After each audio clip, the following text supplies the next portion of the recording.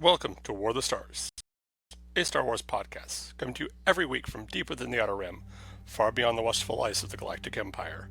Join your hosts, John Mark Tolley, Garrett K. Jones, and Brian Karasik, as they discuss the various facets of the saga's lore, characters, review the films, and discuss every tidbit of news coming out of Lucasfilm. And remember, this isn't just my Star Wars, this isn't just your Star Wars, this is our Star Wars. Hey, and welcome back to a galaxy far, far away. I am reigning co-host Garrett K. Jones, and with me is Brian Darth Corrosis Karasik. We're representing the twin domes of Tatooine here tonight. Yes, we are. Although I haven't shaved mine in about 3 weeks or so I need to. I definitely have to with the holiday coming up. Need to get on that. Good to see you, Garrett. We're missing our fearless leader, Mark, today. That's why I played the intro with his voice. That way he's still a part of the episode, even though he's still with us in spirit. Yes, he is in the beautiful state of Tennessee. I'm assuming it's beautiful. I've never been there myself. I've heard good things, though. And so, yeah, he and his family are on a much-needed vacation, getting out of Illinois, going to visit family and friends in Tennessee. And so good for them. Good on them. Man, how's your week been? It has been great. My daughter and I got a membership at a local trampoline park. So I'm just a little stiff in my neck, back, hips, knees, ankles. No big deal. But that is half the fun of being at my age and still young at heart. I believe you don't stop playing because you get old. You get old because you stop playing. Yeah. And as a result, I always have to remind them to give me a ticket too at the trampoline park. Like I check in my 7-year-old and they're like, okay, here you go. They hand me this bright pink observer bracelet. No. Give me the band. Almost every time I go there, I have 2 consecutive thoughts as soon as I get on the trampoline. One is, I'm at the trampoline park. And the next is, man, I regret coming to this trampoline park. Like 2 landings. And I'm like, yeah, I'll be limping for a couple weeks on that one. I got home. I lift my wallet up onto our shelf there. And my wife hears me make this noise. And she says, did you overdo it at the trampoline park? No, I got mugged. That's what I didn't hurt myself because I'm a lunatic. So I got mugged by one of the rowdy kids. They have this slide that you go down. It's like a roller coaster, steep slide, and it scoops up at the end to launch you out there. And the idea is that a kid gets launched and then lands on this big poofy mat. That would be fun. Well, there is, as I always check, there is not an age or weight restriction on this. So a 200+ pound 50-year-old man is perfectly fine to go down it if he so chooses. Now, the sign says no flips, but it says it in small print. And it's a 16-year-old, making minimum wage enforcing this rule. So yeah, they will let a lot slide. So I'm on my 12th flip off the thing there. And, no big deal. My daughter is like, Dad, you're not supposed to do that. I was like, I'm going to make them tell me no. Because Garrett, and folks at home, I firmly believe that you should have confidence in yourself because you never know what you're capable of until you try and they stop you. And that's been my motto growing up. So what really did it was after 10 or 12 forward flips off the thing, I come off the ramp, and as I'm leaving, I turn over and turn it into a backflip. So at which point I land, and the aforementioned 16-year-old making minimum wage leans over and says into my face, dude. All right. I know what I did. That's fun. So yeah, that's been fun. But yeah, I'm feeling a little bit, but it is worth it. How about yourself, Garrett? What you been up to? My week's been good. Like this last weekend I had my son. Well, I didn't have my son this last weekend because he was with his mom. But it's been good. He's doing really well. So I think he's not as engaged because it's summertime. So he has way more energy than he really needs to. But it's been hot enough where we go swimming, and I don't take him swimming in the middle of the day because it's too hot. We've been hitting those triple digits for the last week.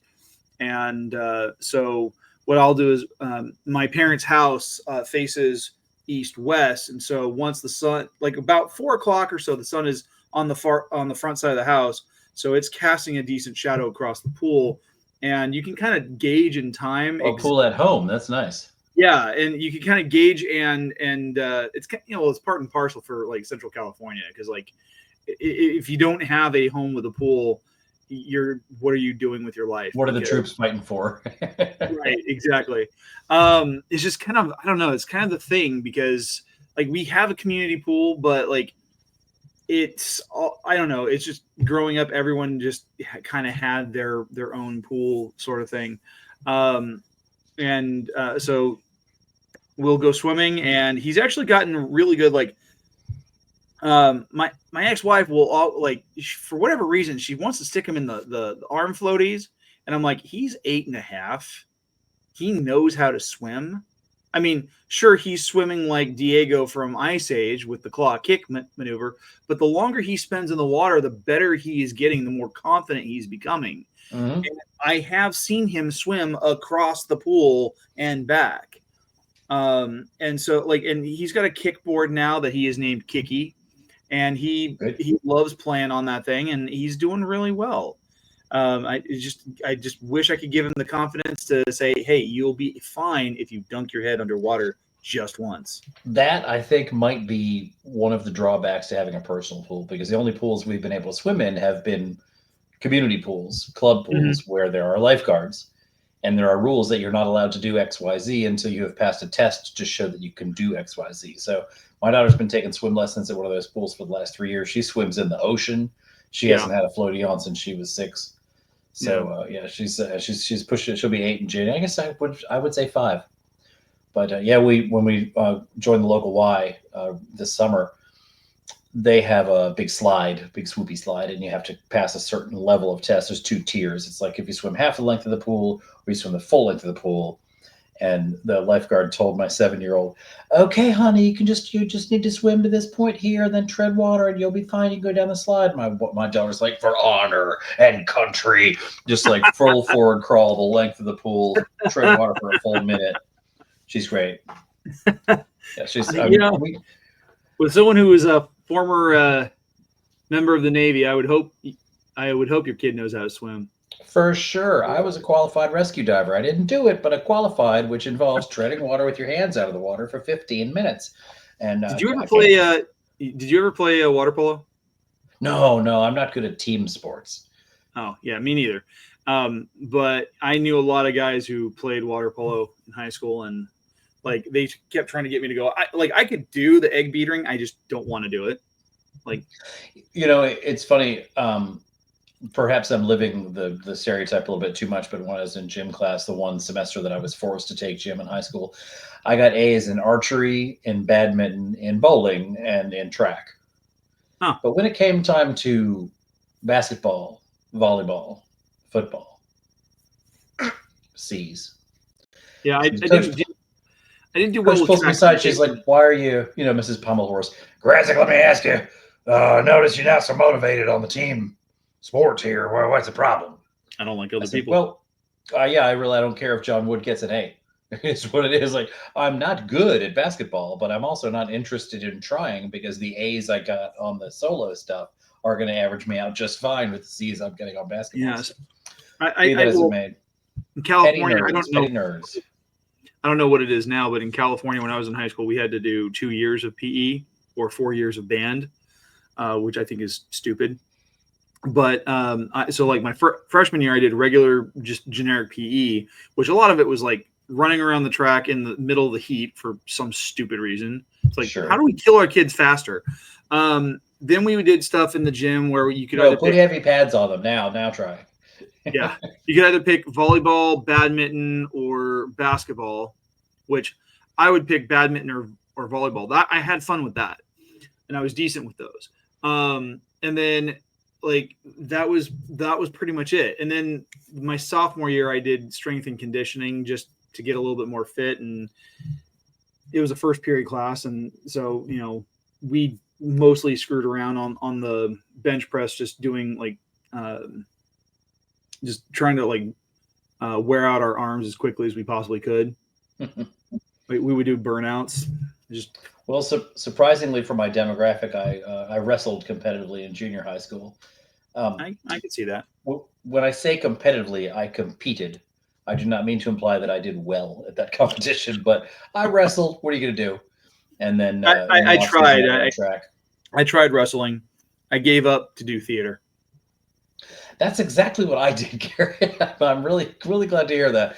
I mean, Yes. literally what took it up, what canceled it was I wrestled in 7th, 8th, and 9th grade, but then when I was in high school, the wrestling practice changed times. It went longer, and that meant it interfered with rehearsal. Yeah. And that was the end of that. Yeah, I got tired of having some dude sweating all over me, and it was disgusting and gross. So yeah, there is a finite amount of that. Well, at any rate, welcome to the show, everybody. That's got a good catch up on our personal lives here. Garrett and Marks, now you're gonna move us along. Yeah, So I know, what are right? we discussing with the folks today? Well, tonight we're going to be talking about the Nightsisters. It's one of the Force-using factions that we have yet to talk about. But before we jump into our topic, I have a couple of memes for you. Here's our first one. Yeah, The Empire Strikes Back. Like that. Yeah, my son's a big fan of the MonsterVerse, and he probably won't get the King Kong reference. Maybe he might. I don't know, but I love it, and I thought it was really fun. The other one, and this is more prescient because we were talking about the Rise of Skywalker last week, but this was a video I saw on YouTube just before we got on here, and it's the top 5 worst lines in Star Wars, and they put them in a random order, but it eventually came into the number 5 is "I am all the Jedi," number 4 is "I'm the spy," number 3 "I'm Rey Skywalker," number 2 "Somehow Palpatine returned," and 1 "They fly now." And if you notice, these worst lines in Star Wars history, they're all from the same movie. All from the same movie. I gotta say though, I feel that the editing staff on that particular meme make those lines worse by the lack of apostrophe, the incorrect spelling of Ray, the poor capitalization, the atrocious. How do you get a quote at the bottom of the word? I don't know how that even happens, but well said. Well said. I will agree with many of those. Although I don't know. I think flying stormtroopers were fine. I don't know why that was so new. I mean, people had access to rocket packs. So why? Boba Fett had one at Return of the Jedi. What's the big deal? I know, right? Well, I got to say, too, I think that line particularly reminded me. Did you watch Archer? I love Archer. So one of my favorite seasons of Archer is when they are when Archer is flying the cargo boat, the cargo plane out of the unknown Polynesian island. What was that? That was 8 or 7 or 8. Season 8, yeah. Yeah, Adventure Island or something. Yeah, Danger Island. It's not a brass monkey. But what that line reminded me of was when Krieger was a parrot in that one. And he talks. And he's like, I'm a bird now. I'm a bird. The bird talks. Don't think too hard about it. Yeah. Well, so let me lead off with the Nightsisters because this is a faction I've always been interested in from the EU. They're kind of the kind of a third wheel. A lot of people think of the Force as Jedi Sith. That's all there is. But the Nightsisters are a really nice offshoot. I mean, I don't even want to say offshoot. Admittedly, folks at home will probably know this, and if you don't, I'll be happy to share with you. The Nightsister lore has that they were begun by a Jedi, a renegade Jedi who split off from the Order and trained them named Aliyah. I'm not sure how to pronounce it. I never met her, but she set up the tenets of the Nightsister faith and taught them to disrespect the Jedi, basically. And then, it's your standard dark side user thing, like, oh, they're set in their ways and they're arrogant and, they only know half the Force, whatever. But I think it's such an interesting approach because the Jedi and the Jedi, I think, approach the Force as like monks. They meditate, they ponder things. They bring themselves in line with the Force's guiding the universe. The Sith are more of a mastery thing, but they see it more as like it's almost more like they're bringing it in D&D terms. I see them as more like psionicists. They're using the power of their mind, the power of their will to affect change. Whereas the Nightsisters are straight up witches. The Sith are known for their alchemy as well. So like I would almost say that they're more like going with the D&D thing, they're almost like warlocks or druids. Oh, yeah, okay. I can see that. You don't see a lot of the conventionally understood Sith doing that. I think one of the most memorable moments we see is in the final season of Rebels, when Ezra is in the the world between the worlds, and we see Palpatine chanting Sith magics over a cauldron or whatever. I think that's pretty cool. But you don't see too much of the witchy, magic-y type stuff, which I think is fascinating to see in the Nightsisters. I was, as we know from previous episodes, I was a big fan of Asajj Ventress. I love that whole tradition there. But the whole, like savage shamans in tapping into the dark side natural forces, I like it because a lot of Jedi enthusiasts will tell you that the Force is only the light side and that the dark side is the perversion. And I've never cared for that assessment of it because, first off, it's not borne out by anybody we ever hear discuss it in any canon event. No. In any venue. I mean, so you've got guy on Facebook says this, whereas Yoda, Mace Windu, Palpatine, Darth Vader, and Obi-Wan Kenobi. There's a recognition in canon that the dark side is just a different application of the Force. I mean, it's never explicitly said, but like the gist of it is that it is just a different application, and with an emphasis towards more power, strength, and ferocity. It's giving into those things that the Jedi would otherwise say, because I mean, if you have someone who's doing good things, but they're using dark side abilities to make it happen. Like, I mean, for example, say for example, you are a Force user, you're not a Jedi, but you're not a Sith, and you develop Force lightning. And I hate to gamify the term, but I mean, put 2 points in it when you level up. Yeah, but like, you go and you come up, you're wandering through the galaxy, and someone's got a power converter that's just shot, and it needs a little bit of a jump. Just zap it. You're not doing anything evil. You're using the Force to help somebody, even if it is a technically dark side ability. Perhaps I have an incomplete understanding of Force lightning, but is it not always presented as a concentrated exertion of your hate and anger? I mean, probably.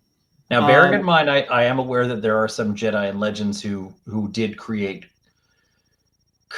like some green lightning that they called Compassion's Light or something, which I never bought into.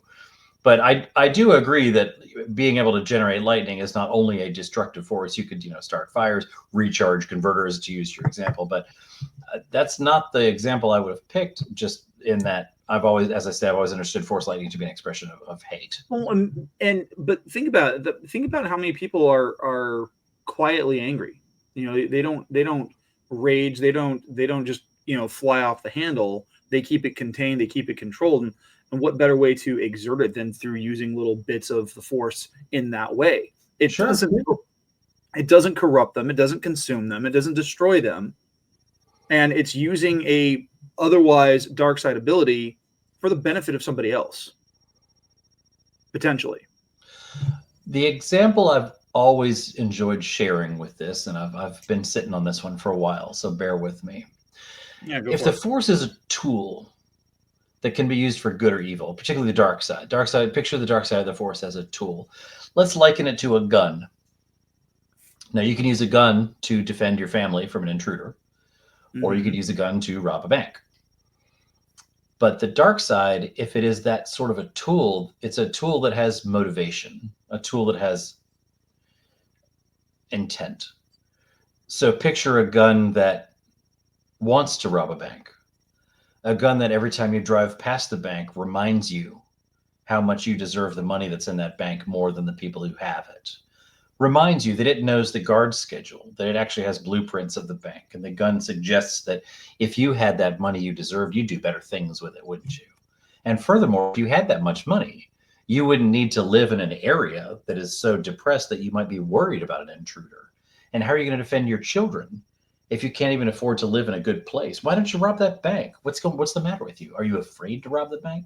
And it keeps at you and at you and at you. And finally, just when you've decided to rob the bank, someone breaks into your home and you have to use the gun to defend your family, but a bullet goes stray and hits your child and paralyzes that child. And now you've got hospital bills to pay, and the gun is still at you about how you wouldn't have had to do that if you'd had the strength, had the will, and the nerve to actually rob the bank. But in the meantime, the gun is also now telling you you can use a gun to save yourself from hospital bills by finishing your kid off. And that's the kind of tool the dark side is, in my understanding of it, as I've always read it, and as I appreciate it as a part of the literature. Because it isn't just a tool, it's an intent. The dark side wants entropy, it wants decay. So I don't know the old saying, you can't shake the devil's hand and say you're only kidding. It's hard for me to imagine, and we're making this up as we go along. It's all fiction anyway, so I'm not saying that you're wrong, but just the picture I've always had of the dark side is, while there is beauty in the dark, it's not a tool that would allow itself to be used for good. Ultimately, there's gonna be a payback.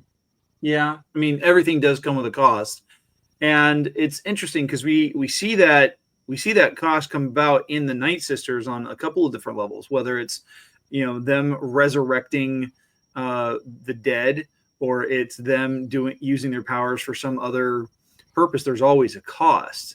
And I mean, like, we see, like, a great example is with Darth Maul, when Mother Talzin gives him back his legs, and they bond his the cybernetics to him permanently, and they strengthen him, and it comes at a cost. Whether it's the use of their skills and their power weakening them, or it comes at his, like, the requirement for him to serve them. So there's definitely a cost, and I think I call that the Grievous Gambit. You can be a full conversion cyborg, but we're going to need a payment plan. Yeah. Oh, I mean, and there's still a cost even when you look at what the Jedi do. I mean, anytime the Jedi use their abilities to leap tall buildings in a single bound, or they are shielding themselves from blaster bolts, or whatever it is that they're doing, there comes at a cost of their energy. So there is a give and take, which reminds me of a post that I saw on the Sith Library and Archives this last week, talking about how there's really no such thing as balance in the Force. Thank you very much. I appreciate you reading that. By the way, I wrote that. I did. Did you see my response? I did. One of Darth Corosis's ongoing lectures on the Sith Library and Archives. Come join us on Facebook. We'd love to have you.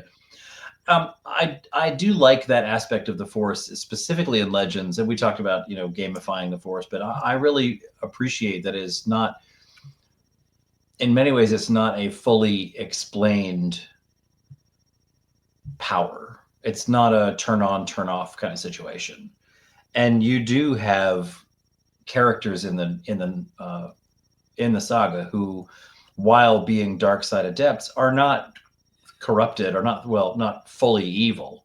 I mean, Asajj Ventress, I don't think anybody would say she's evil. She's willing to do what it takes to get by. But that is the result of a Jedi Padawan being abandoned on a pirate planet and being enslaved by those same pirates, and then using violence to free herself and take over. And Asajj Ventress, as I mentioned in that episode, exactly. Asajj is, to my knowledge, the only canon character that has been trained in Sith, Jedi, and Dathomir traditions, and I think it lends itself well. So, one thing to circle back to Dark Disciple, where we learn, I think, more about the Nightsisters in the current canon than we have in any other source. There's an extensive discussion of the dark side on Dathomir when Quinlan Voss and Asajj go to Dathomir, and he has to go through the initiation rite, which, I'll say it again, Katie Lucas was just really reading about the mantis shrimp when she wrote that part. Read the book if you haven't. But even Obi-Wan Kenobi, when he goes there to bury Asajj Ventress, which apparently has been retconned, or she came back or something, but we've seen her to be alive in time subsequent to that book. But anyway, Obi-Wan admits to himself that there is beauty in the darkness. And, I've always found it objectionable when Jedi enthusiasts will tell you that the dark is an unnatural aspect of the Force, which to me, the dark is what existed before the light happened.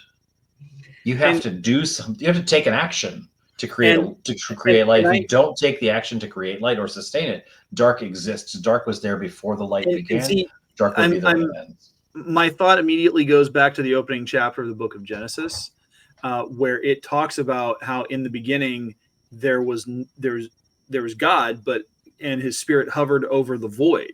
It hovered over chaos. And so if you go back into those original Hebrew translations, that's what it's discussing, that there's nothing. It was darkness.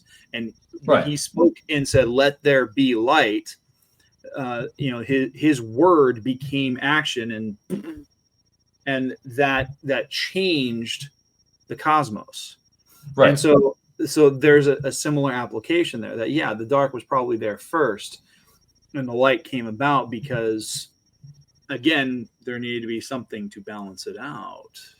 I made a meme of that. A lot of times I hear, particularly when in Grey Jedi. Thank you for sharing your memes with us. You know what? I'm not on the computer that I store them at, but you're right. I got a picture of a Jedi lamp. You may have seen it, but like it's just a desk lamp, but it's a lightsaber with a stand on it with a Jedi order on the Jedi logo on the lampshade. And I captioned it, "There is no light without darkness. There is no dark without light." And then the second frame, it just says click and it's all black. And the third frame is still black. Dang. But yeah, the concept that that you need light for dark to define itself is just patently false. You need dark for light to have something to illuminate.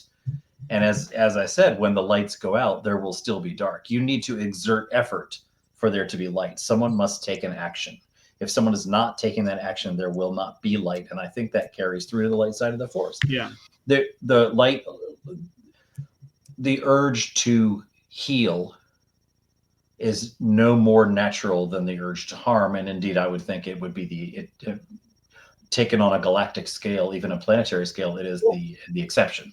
See, and that's what brings me into my thought with regards to the Nightsisters. Prior to them being a thing in Disney canon, and just in Star Wars canon in general, because they were introduced in the Clone Wars, as far as I'm aware.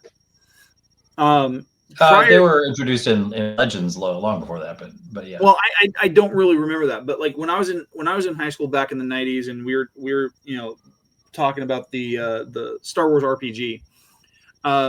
The only characters that we had access to were either Sith characters, we had Jedi characters, and then we had Dark Jedi characters, who were basically kind of like the in between. They're not exactly gray. And I know you hate that term, but like they're Force users who lean to the dark side, but were still decent people. They weren't trying to control anything. They weren't actively going about trying to start wars or kill people or anything like that. That being said, I feel like just in reevaluating the Nightsisters, I feel like they might serve as more of a middle ground than those Dark Jedi, because like for example, I would categorize, while he had a Sith title, Dooku was more of a Dark Jedi than anything else. He used Sith abilities, or he used dark side abilities, but he never turned Sith. Like he never had the eyes. Never had the eyes. Or Vader. He's the only Sith Lord who barely anybody uses his Sith name. Right. And then, but the Nightsisters are a central part of Jedi Fallen Order, because you are partnered with a character named Sister Marin, who is a Nightsister. And she's one of the survivors of the Nightsisters. And so she kind of starts off as being kind of a quasi-antagonist, because she's just defending her home on Dathomir from what Cal Kestis is doing, and because she doesn't realize what he's doing, why he's there. And then eventually she gets to know him. They work alongside each other, and they become friends. And then that transcends through into the next game where it goes even further into their friendship. And because there are parts where you rely on her, but like she has the ability to harm and heal in equal measure using her connection to the Force through the Nightsister witch magic. Mm-hmm. It's been said that the capacity to heal exists in any dark side user. It's the willingness to. Yeah. Darth Bane, for example, refused to heal himself even though he could, just because he felt it was a weakness. It was a misuse of the dark side. The dark side should only be used leaving the body. Yeah, exactly that. And I think it did him a disservice. But it's no less of a self-defeating rigidity than he protested in the Jedi. I don't think that was wise of him. I'm a fan of Darth Bane, canonically, because I have to be. But I gotta say, his rule of two, nobody ever followed it, including him. Like that's my favorite thing. People are like, oh, Darth Bane saved the Sith and set up the ritual. He didn't even follow it. He was already grooming Cognis to be his next apprentice while Xana was still present. And that's his own. I mean, you made the rules, buddy. People are going to give you credit for it. You should probably follow them. And I can't think of one single solitary Sith that we know anything about in canon that didn't at some point violate the rule of two. Well, I mean, then you get even up to and including Darth Plagueis, who talked a lot to Palpatine about, the rule of two is no longer useful. And so he was going to be like, we're going to rule the galaxy together. And Palpatine's like, no. And actually, in the book Darth Plagueis, Palpatine lectures Plagueis at length while murdering him about setting aside Palpatine to keep talking like a chatty Cathy. That's why he killed him. He talked him to sleep and then turned off his respirator. It's just literally how he monologued at him until he fell asleep. Oh my God. It's pretty funny. And now that I say it that way, I'm a little embarrassed that I called it out, but it's true. He's practicing his acceptance speech, and he goes on and on and on and on. And Plagueis is already drunk, and it's late, and Palpatine anyway. Palpatine lectures him for setting aside the rule of two for his own selfish needs and kills him. But immediately Palpatine turns around and is like, well, rule of two is done. I shut down the Jedi. No need for it anymore. And that's we read about that in the Book of Sith, Palpatine's journals. He talks about the rule of two did its job. I brought down the Jedi Order as a result of 1,000 years of the rule of two. Now it's the rule of one. And guess who that one is? It's me. That's why he never had an apprentice that he had any intention of training to the extent of killing him. Well, yeah, because he never actually trained Vader to do anything. He never. Indeed, the only apprentice I know of that he actually trained was Maul. And he certainly didn't train him to be a Sith Lord. Maul was a glorified assassin. Right. Like the Sith Lord has to be politics. There's more. It's more cerebral than just this beast. And same thing with Vader. Vader was an axe. Vader was a hammer.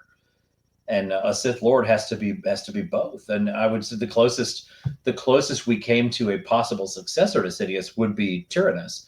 But I don't think that was ever in the cards. I mean, Palpatine was planning on having Anakin kill Tyrannus from day one. I mean, Palpatine's always been like one step ahead of whoever he brought on as an apprentice. Like Maul, the whole point was that Maul would go on these suicide missions, and the goal was to have him get killed in the process. That was always the point.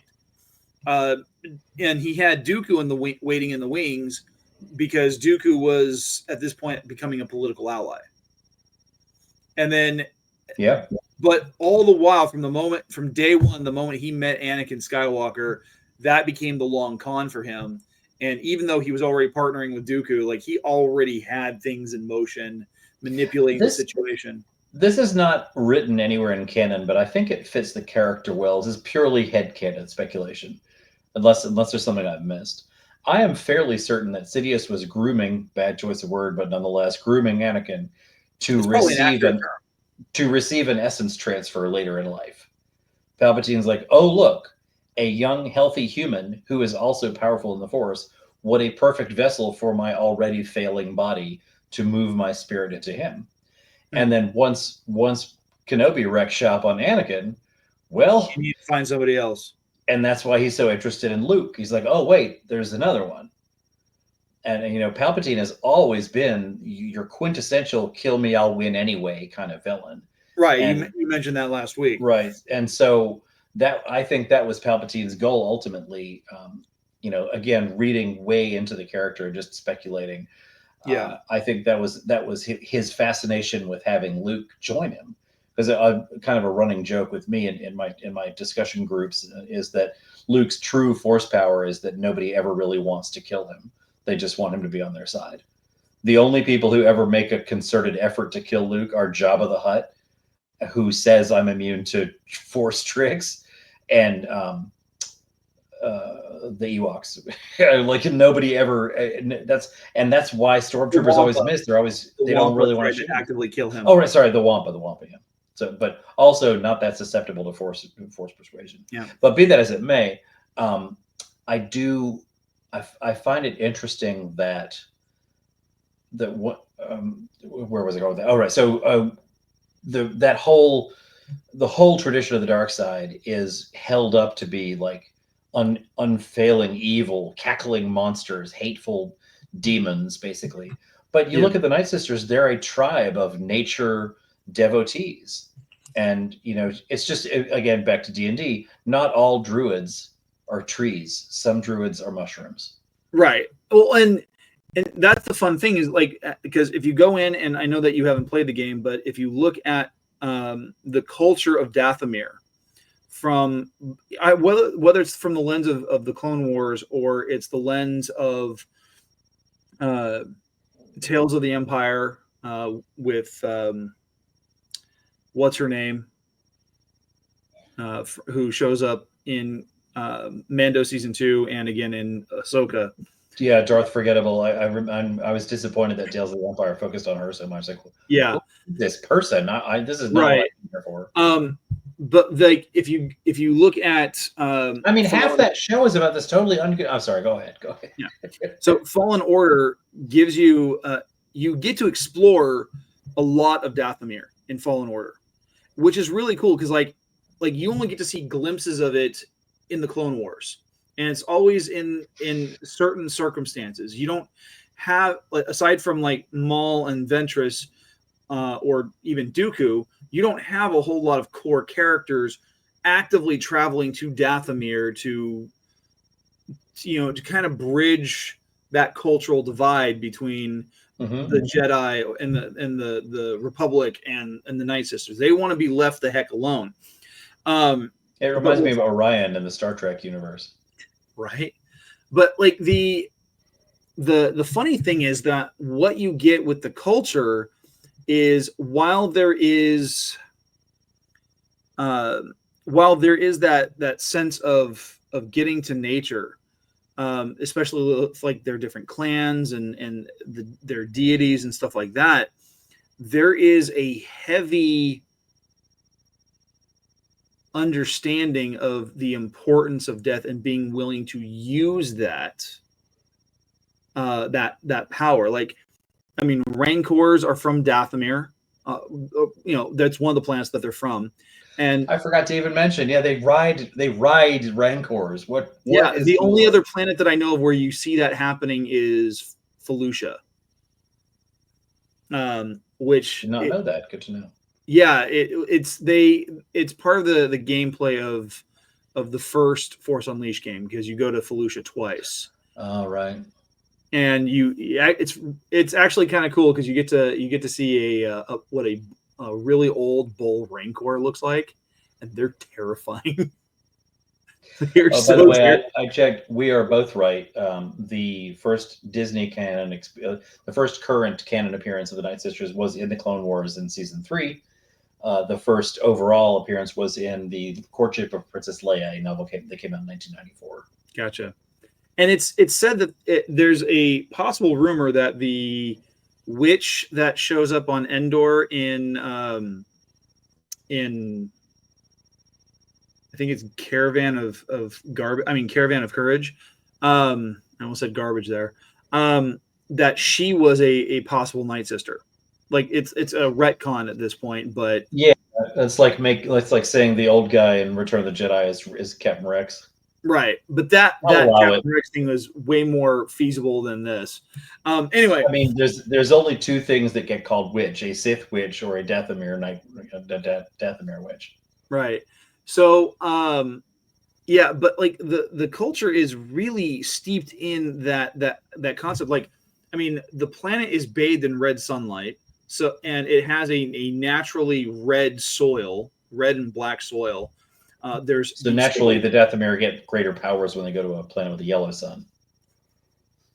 Yes, they have that ability to fly and shoot laser beams from their eyes. And now I want a Nightsister named Kal-El. Kal-Ela.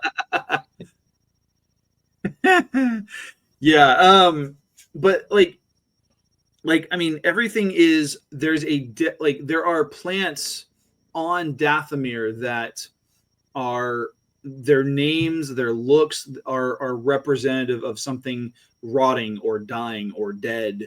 It's just kind of steep, and it's kind of like a Spirit Halloween store, planetary.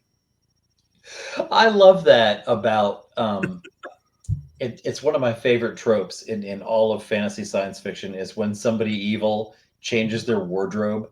Like, right. Where are the tailors that make all of the skull festooned cloaks? You know, like what? I feel like they should have known Anakin was going dark in the Clone Wars when he started wearing that dark brown outfit. Anakin, we can't help but notice that you are wearing black 3 days out of 5. We're gonna need to talk with you about this. You know, like it's and one of my favorite villains I made for a campaign in Dungeons and Dragons was a fallen paladin who was a silver dragonborn. So you get the silver dragony guy wearing this, you know, ornate paladin armor, you know, silver and samite and angels and stuff. It was all evil armor, but he's like, why would I get new armor? You know, you just re-enchant the old armor. Like, just because I became evil doesn't mean my favorite colors changed. I always thought that was interesting. If the Sith really wanted to keep themselves secret, they should have used yellow lightsabers. You know, like it's the red lightsaber and the black cloak that gives you away, bro. Right, but isn't like, I mean, obviously that's the canon reason for this has changed, but like the whole because it used to be they were synthetic and that's why they came out red, and now it's you bleed the crystal by pouring all your hate and anger into it. Unless you're in the Acolyte, in which case you do it on the fly. I guess I missed that episode. Yeah. Yeah. Probably for the best. All right. Well, let's decanonize the Acolyte. But I would gladly do that. Which hurts my feelings. I mean, guys, if you can't get me to watch all of your show when the last episode has Darth Plagueis in it, something's gone wrong. I really enjoyed about the Nightsisters, something that I find really endearing about Star Wars. We see this more in Star Wars than any other franchise, is the combination of old-timey and futuristic-y. And this started, you know, decades ago, but some of my favorite examples of this, almost every film, almost every show, we see an agrarian planet where farmers are using beasts of burden to tow anti-grav hover sleds. And that's such a funny dichotomy of like, we've mastered anti-gravity hovering, but we skipped over propulsion. Like, why do we need a giant lizard to pull this hover sled? I think that's comical. We also see it's kind of interesting because like the way I've always envisioned it is like there's kind of two phases to this. The first phase is kind of like in the typical cyberpunk trope, where in cyberpunk, like the lower class you are, the lower down on the totem pole you are, the more basic your technology is. You might have something that's a little bit more advanced than what you would see in that kind of normal environment, historically speaking. But it's still just a floppy disk. But right, exactly. But and so technology becomes an Achilles heel later on, because then you have characters who are so, you know, they're so advanced that they can't think without their technology. You know, the sequences from Aliens are a great example of this, where you have these really high tech guns being used against a native force, and the native force doesn't care because they can throw millions of bodies at it, and they're just going to run out of bullets. But at the same time, if the tech doesn't work, you're screwed. And you see that happening. The other facet of that is kind of how the Amish operate. And because the Amish do That use took a turn I was not expecting. because the Amish do use some levels of technology. They don't use like indoor plumbing. They don't use electricity or they don't use natural gas or anything like that. It's all wood burning stoves and candles and stuff like that. But that's not to say that they haven't figured out how to work on it. There are some Amish who they don't use cell phones or they're not getting how-to videos off of YouTube, but they know how, because they've been around it for a while, they have some mechanical skill. They know how to put together a car, even if they're never going to use it. They know, I mean, they can put together some basic stuff that's more advanced than just your typical agrarian society. Mm-hmm. But they choose not to use it. I like your take on that. Another example of that we see in the original Clone Wars, the Tartakovsky Clone Wars. There's a few battle scenes where we see advanced IG units piloting swoop bikes, and they're holding lances. Mm-hmm. Why are we not using guns, guys? Like, you've got advanced, independent, sentient robots driving, again, high-speed hovercycles, but their weapon of choice is a lance. And and I don't mean it as a criticism. I genuinely appreciate this. I like it. It makes for better storytelling. And that's where where lightsabers come from. Like, hey, guys, we need lasers, but also swords, because a gunfight with two sides shooting lasers at each other is just an episode of G.I. Joe. Sooner or later, everybody dies or nobody dies, and it's not fun either way. Whereas if we introduce lightsabers, now we get to get cool choreography. So fun. And all of which is to say, I love the bows that the Nightsisters use that shoot lasers. Why are we, it seems like we're over engineering these weapons to make them look like bows when it's just a laser gun. But yeah. I love it. I love it. Well, in some cases, the arrows are not necessarily lasers, and I think sometimes they're actually part of a spell. Okay. So because it never comes off as like an energy pulse, like you would see from like something chemical or mechanical. It comes off as more of like something essence-wise or spiritual. Okay, I'll buy that. I like it. Yeah. In the olden days, back in the 90s, you would only read, really most of what you could learn about Nightsisters was not in canon novels, but rather in role-playing games. Right. Like the D20 Dark Side source book that came out for the D20 system is an amazing piece of literature. I never played that game system, but I was on the wait list for the hardback version of that book. It's a great source of information about all kinds of dark side stuff. Oh yeah. I always found it interesting. So the Nightsisters strike me as similar to the Mandalorian in that you can be a Mandalorian and not be from Mandalore, right? Like, it's not as much of a species as it is a culture. So you could go to Dathomir, show up, and be like, "Hi, I am a Twi'lek from Ryloth, and I want to join your cult. And if you can get your way in, now you are a Twi'lek who is also a Dathomir Nightsister." They're predominantly Dathomiri Zabraks. Yeah. But the option exists. Because the Zabrak species, they came from a variety of different planets. Dathomir is one of them. But like initially, before the Nightsisters were ever included as part of the canon, like the history of Darth Maul was that he was an Iridani Zabrak. And so he's had some interesting retcons in that regard. Do you remember when there's been a lot of retcons with him? He did not start out as Talzin's child. No. Now he is, but in Darth Plagueis, we meet him as an infant, and he's being given to Sidious by a random Dathomir, by his mother. And if you look at the Darth Maul comic from Dark Wars, it follows pretty much that same storyline. But now he's Talzin's kid, which fair enough. I like it. I'm no argument. Yeah. I didn't much like the idea that you could hide something from Mother Talzin anyway. She was like the Sidious of Dathomir, and even Sidious talking to Maul's mother in the book Darth Plagueis, she says there were two children. Talzin only knows of one, and she's obviously speaking of Savage Press. And Sidious says, if you think that she doesn't know about this one, you're mistaken. And I prefer that, but I think it's a little. I get sketchy about everybody's got to be a royal descendant. You know, like why can't Maul just be good at his shtick? Why has he got to be Mother Talzin's favored son? But yeah, whatever. I'm not going to take it away from Maul. He's had a hell of a time. I'll give it to him. Yeah. Yeah, the Nightsisters and their whole organization are very interesting. I think it's a very neat culture. I'd like to see more of it in the canon. For sure. Like, I think, and not just video games. I'd love to see some of that scenery on screen. Oh, absolutely. It hurts my feelings that they wrote that book into Dark Disciple instead of making it a TV show. I love the book. Well, hold on. There are some elements of Dark Disciple talked about in that new animated series that came out. What was it? The one that features Asajj Ventress. Oh, is that out already? Yeah, it came out a couple months ago. It came out. It came out. It was released all 6 episodes on May the 4th, just like Tales of the Empire were.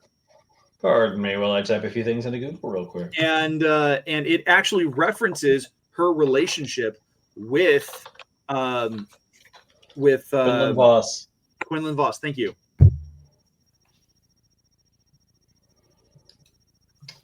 I'm embarrassed. I'm still embarrassed by our discussion of Andor in that I had not seen the show. I got to get on that. Visions, Tales, Young Jedi Adventures. You've renewed your subscription, right? Not yet. What? Young Jedi Adventures, Visions, The Bad Batch. What's coming up? Oh no, Abandoned Projects, Underworld. No, that's right. That's fine. No, I think it's Tales of the Underworld is what it's called. Wikipedia lists Underworld as an abandoned project as of 2012, though. No. Star Wars Tales of the Underworld. Sharing this tab right now. And adding to page. Tales of the Underworld. Right here. Came out on May the 4th. Oh, boy. Yeah. Well, shame on me. Yeah, I gotta lie. Yeah, it deals with... So the first 3 episodes deal with Asajj Ventress post Bad Batch, right? And then is that bottom center image? Is that Boba Fett? No. Okay. No, that's a kid that she encounters. I'm not going to give any spoilers away. Fair enough. Thanks.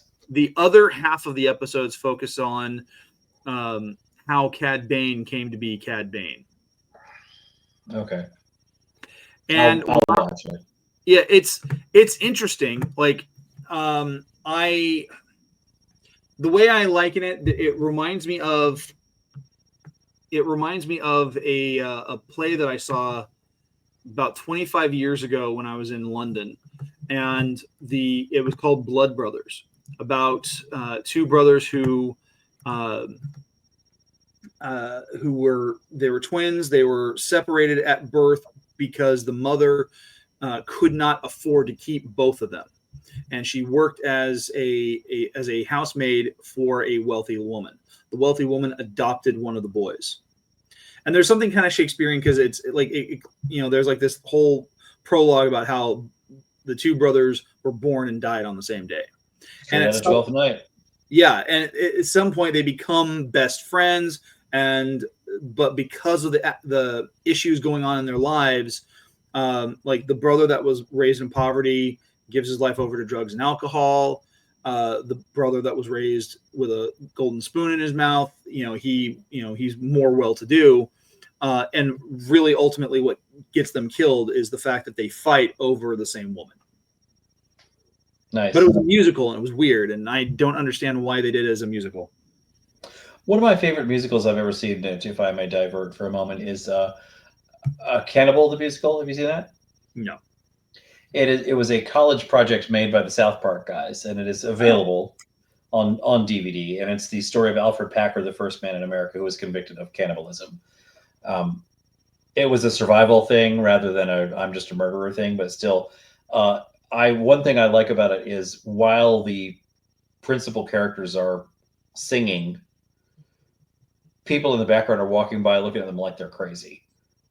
And I think the acknowledgement of like, what are you people singing for is a really nice touch.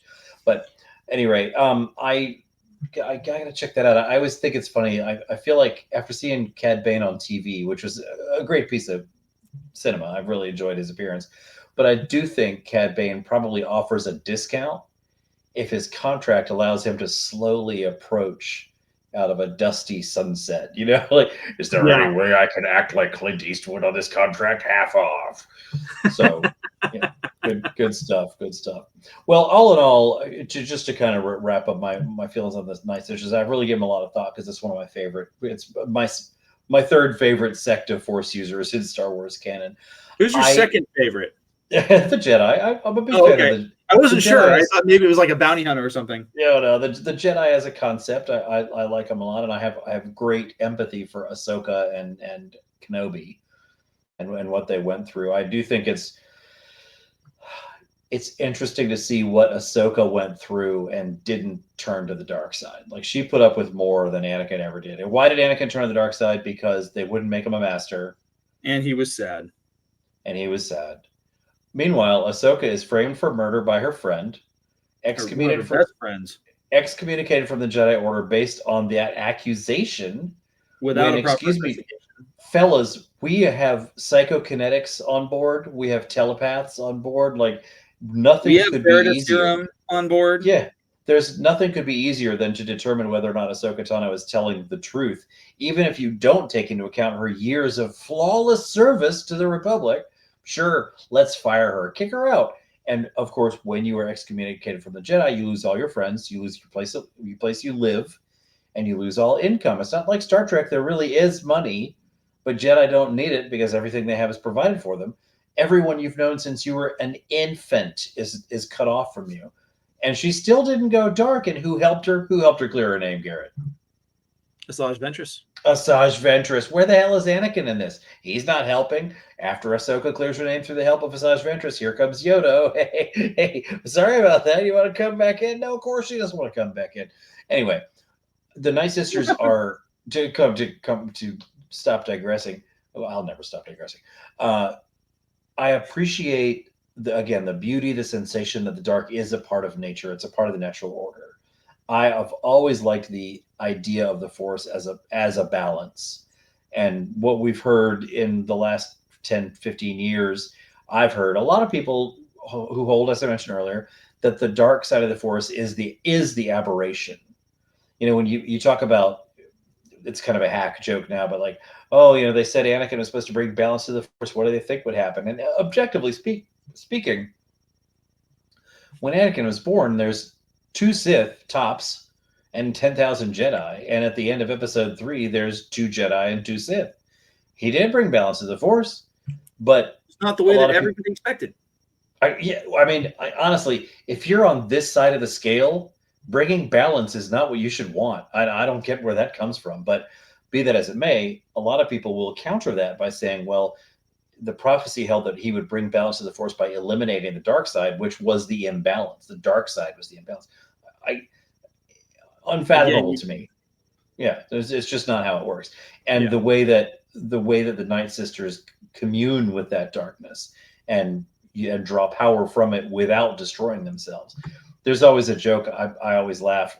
I say this in character as Palpatine a lot. The only drawback to the dark side of the Force is that everything you have to say it so it sounds sinister. And I made a flyer for Palpatine, the Snape Palpatine elocution school, where you learn to say everything sinister. And the example I give is what could be more innocuous than 1990s film ingenue, Winona Ryder. If you could say that menacing, I mean, you're doing a good job. Also, page 394. But anyway, I've always loved how the Nightsisters show the dark side to be a natural part of the order, and they're not fiendish monsters. They're just dark witches, and not all magic that is dark is also magic that is evil. And it's interesting to me as a Sith devotee to see an aspect of the dark side that does not corrupt inherently. Yeah, I can agree with that. I'm actually on the Sith Library and Archives right now. I'm trying to find that essay you did. The one on balance? Yeah, I wanted to kind of just address that, but I think we've kind of done that to death with talking about that tonight. Anyway, let's wrap I'd up. love to do an episode on the Sith Library and Archives. By the way, I'm happy to read some of my writings. Sure, out you loud. would. We may have to make that happen. All right, so You set up Brian, a venue where people listen to me on purpose, and I just talk. Yeah, I can suffer through that, Brian, I suppose. Since we're mentioning that, why don't you tell all the good folks where they can find you? As mentioned, I post as Darth Corrosis on the Sith Library and Archives on Facebook. It's a great collection of art, humor, philosophy, and sometimes even contests pertaining to all of the dark aspects of the Force. If you're an Imperial guy, a Sith person, a Dathomir Night Witch, whatever you like, come on over and see us at the Sith Library and Archives on Facebook. All right.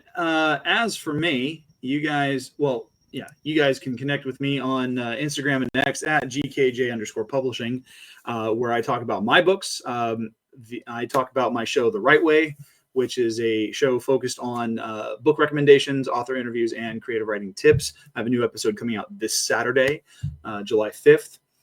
Got some great content coming out, and I'm just a couple weeks away from finishing the season. And as for us here at the War of the Stars, you guys can connect with us on email, warofthestars1@gmail.com, or you can connect with us on Instagram, X, and YouTube at War of the Stars 77. That's our at. If you want to support the show, there's a couple ways you can go about doing that. First is by buying us a cup of coffee. We love coffee. So if you go on to Ko-fi.com/War of the Stars, you can do that. Or if you want to get some of our sweet merch, go to spreadshirt.com/shop/war-of-the-stars. Try saying that 5 times fast.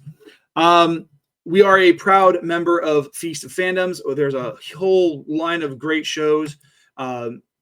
MCU Mondays, Captain's Logs, and Lightsabers, which talks Star Wars and Star Trek. Obviously, us, War of the Stars. Cantina Happy Hour, which is another Star Wars show. Snackame, which is another show that I co-host once a month. And then we have the Geek Gauntlet every Saturday night.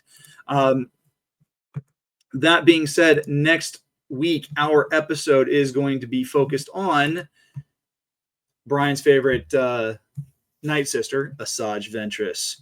So join us next week. And as we close out, just remember, this is not just our Star Wars. Or this is not just my Star Wars. This is not just your Star Wars. This is our Star Wars. So until next week, may the Force be with you.